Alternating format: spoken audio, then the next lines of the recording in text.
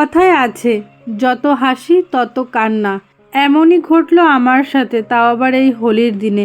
এমনিতেই সকাল থেকে আমার মনটা খুব খারাপ ছিল, আর এই বৌদিদের পাল্লায় পড়ে যে একটু হাসি খুশি ছিলাম বা আনন্দ করলাম, তারপর থেকে যে আমার দিনটা এত বাজে যাবে ভাবতেই পারিনি।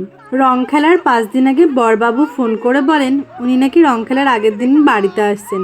এত খুশি মনেতে আর ধরে না, তাই মনে মনে ভাবতে শুরু করলাম, যাক, রং খেলায় যখন বাড়ি আসবে তাহলে ভালোই এনজয় করতে পারবো। বরের সাথে সময় কাটানোও হবে আর রং খেলাটাও হবে।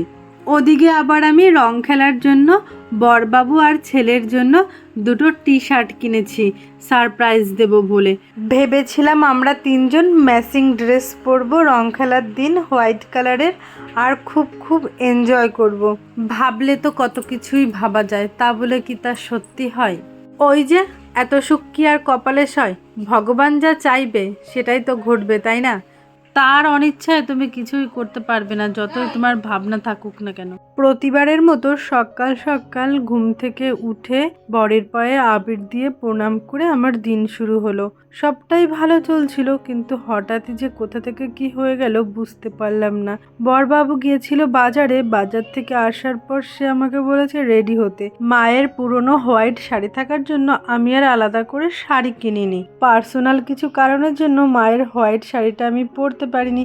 আর সেই থেকেই আমার বরের রাগ যে তোমার কাছে টাকা থাকা সত্ত্বেও তুমি কেন শাড়ি কেনোনি, অন্যের উপরে কেন ভরসা করেছো। তো সেই সব রাগারাগির ঘাপানে বড় ওদিকে আর টি-শার্টটা পরেনি, আর আমারও কোনো হোয়াইট শাড়ি পরা হয়নি।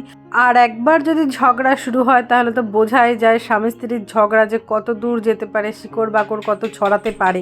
এত কিছুর পরও নিজেকে কন্ট্রোল করি, বাড়ির সবাইকে আবির দিই, মিষ্টিমুখ করাই, বরকে আবারও আবির দিই, কিন্তু সারা দিনের মধ্যেও এক ফোঁটা আবির আমার বর আমার গায়ে ছোঁয়ায়নি।